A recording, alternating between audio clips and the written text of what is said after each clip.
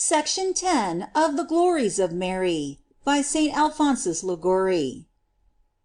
Part 1, Chapter 4. Ad te clamamus, exulis filii Eve. To thee do we cry, poor banished children of Eve. Section 1. How ready Mary is to succor those who call upon her. We poor children of the unhappy Eve, guilty before God of her sin, and condemned to the same punishment, go wandering through this valley of tears, exiles from our country, weeping and afflicted by innumerable pains of body and soul. But blessed is he who in the midst of so many miseries turns to the Consoler of the world, to the refuge of the unhappy, to the great Mother of God, and devoutly invokes her and supplicates her. Blessed is the man that heareth me, and that watcheth daily at my gates. Blessed, says Mary, is he who listens to my counsels, and incessantly watches at the door of my mercy, invoking my help and intercession. The Holy Church instructs us, her children, with how great attention and confidence we should have continually recourse to this our loving protectress, ordaining special devotions to her, that during the year many festivals should be celebrated in her honor, that one day of the week should be especially consecrated to her, that every day, in the divine office, all ecclesiastics and members of religious orders should invoke her in behalf of the whole Christian people, and that 3 times a day all the faithful, at the sound of the bell, should salute her. This will suffice to show how, in all seasons of public calamity, the Holy Church always directs her children to have recourse to the Divine Mother with novenas, prayers, processions, visits to her churches and altars. This Mary herself wishes us to do, namely, always to invoke and supplicate her, not to ask our homage and praise, which are too poor in comparison with her merits, but that our confidence and devotion to her thus increasing, she may aid and console us more. She seeks such as approach her devoutly and reverently, says St. Bonaventure. These she cherishes, loves, and adopts as her children. The same St. Bonaventure says, that Mary was prefigured by Ruth, whose name, being interpreted, signifies seeing, hastening. For Mary, seeing our miseries, hastens to aid us by her compassion.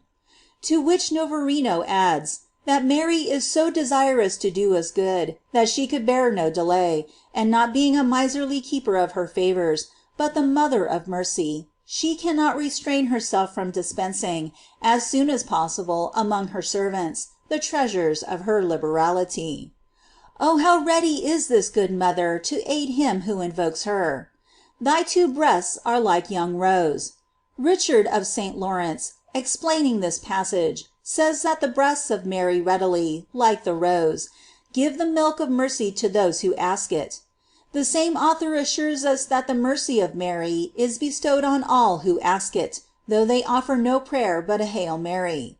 Hence, Novarino affirms, that the Blessed Virgin not only hastens, but flies to aid those who have recourse to her. She, says this author, in exercising mercy, cannot but resemble God. For, as the Lord hastens to succor those who ask help from him, being very faithful to observe the promise which he has made to us, ask and you shall receive, so Mary, when she is invoked, immediately hastens to help those who call upon her. And by this is explained who was the woman of the Apocalypse, with 2 wings of a great eagle, that she might fly into the desert. Ribera explains these 2 wings to signify the love with which Mary always hastens to God. But the blessed Amadeus says, remarking on this passage, that the wings of an eagle signify the velocity with which Mary, surpassing in swiftness the seraphs, always comes to the help of her children. We read in the Gospel of St. Luke that when Mary went to visit St. Elizabeth, and bestow blessings on all her family, she was not slow, but traveled the whole journey with haste. We do not read that it was so on her return. For the same reason, it is said in the sacred Canticles, that the hands of Mary are turned. For, as Richard of St. Lawrence explains it, the art of turning is easier and quicker than other arts, so Mary is more ready than any of the other saints to aid her suppliants. She has the greatest desire to console all, and she scarcely hears herself invoked before she graciously receives the petition and comes to our aid.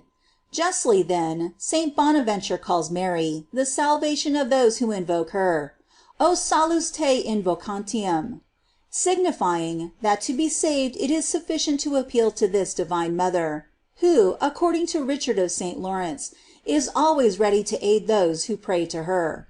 For, as St. Bernardine de Bustis says, this great lady is more desirous to confer favors upon us than we are to receive them.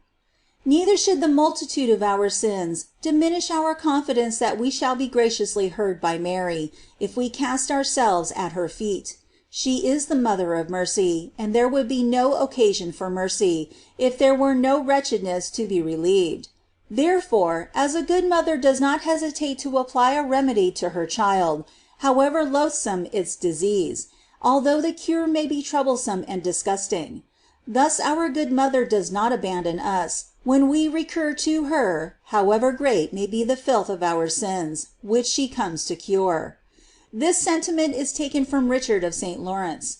And Mary intended to signify the same when she appeared to St. Gertrude, spreading her mantle to receive all who had recourse to her. At the same time it was given the saint to understand that the angels are waiting to defend the devout suppliants of Mary from the assaults of hell. So great is the love and pity which this good mother has for us, that she does not wait for our prayers before giving us her aid. She preventeth them that covet her, so that she first showeth herself unto them. These words of wisdom St. Anselm applies to Mary, and says that she anticipates those who desire her protection. By this we are to understand that she obtains many graces from God for us before we ask them from her. Therefore Richard of St. Victor says, Mary is called the moon, pulchra ut luna, not only because she hastens as the moon to shine on those who seek her light, but because she so earnestly desires our welfare, that in our necessities she anticipates our prayers, and in her compassion she is more prompt to help us than we are to have recourse to her. For, adds the same Richard, the breast of Mary is so full of pity that she scarcely knows our miseries before she offers us the milk of her mercy, neither can this gracious queen perceive the necessities of any soul without relieving it. And truly Mary manifested to us, while she was on earth, in the nuptials of Cana, her great compassion for our sufferings, which prompts her to relieve them before we pray to her.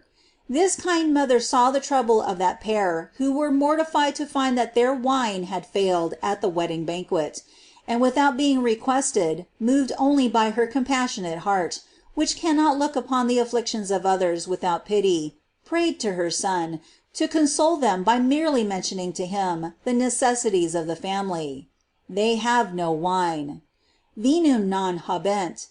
After which, her Son, to comfort that family, and still more to satisfy the compassionate heart of his mother, performed, as she desired, the well-known miracle of changing the water contained in vases into wine. Novarino here remarks, that if Mary, though unasked, is ready to aid us in our necessities, how much more so will she be when we invoke her and implore her aid? If any one doubts that he shall be assisted by Mary when he has recourse to her, let him listen to the words of Innocent III. Who has ever invoked this sweet lady and has not been heard by her? Who, O holy Virgin, exclaims the blessed Eutychian, who has ever sought thy powerful protection, which can relieve the most miserable and rescue the most degraded, and has been abandoned by thee? No, this has never happened and will never happen. Let him be silent concerning thy mercy, O blessed Virgin, whose necessities have been neglected by thee after he has implored thy aid. Sooner will heaven and earth be destroyed, says the devout Blosius, than Mary fail to aid those who, with a pure intention, recommend themselves to her and put their confidence in her. And to increase our confidence, St. Anselm adds, that when we have recourse to this divine mother, we may not only be sure of her protection, but that sometimes we shall be sooner heard and saved by invoking her holy name than that of Jesus our Savior. And he gives this reason. because it belongs to Christ, as our judge, to punish, but to Mary, as our advocate, to pity. By this he would give us to understand, that we sooner find salvation by recurring to the Mother than to the Son, not because Mary is more powerful than her Son to save us, for we know that Jesus is our only Savior, and that by his merits alone he has obtained and does obtain for us salvation; but because when we have recourse to Jesus, considering him also as the judge to whom it belongs to punish the ungrateful, we may lose the confidence necessary to be heard. But going to Mary, who holds no other office than that of exercising compassion towards us as Mother of Mercy, and defending us as our advocate, our confidence will be more secure and greater. We ask many things of God, and do not obtain them. We ask them from Mary, and obtain them. How is this? Nicephorus answers: This does not happen because Mary is more powerful than God, but because God has seen fit thus to honor his mother. How consoling is the promise that our Lord himself made on this subject to St. Bridget. We read in her Revelations, that one day this saint heard Jesus speaking with his mother, and that he said to her: Mother, ask of me whatever thou wilt, for I will refuse nothing that thou dost ask. And be assured, he added, that all those who for love of thee seek any favor, although they are sinners, if they desire to amend, I promise to hear them.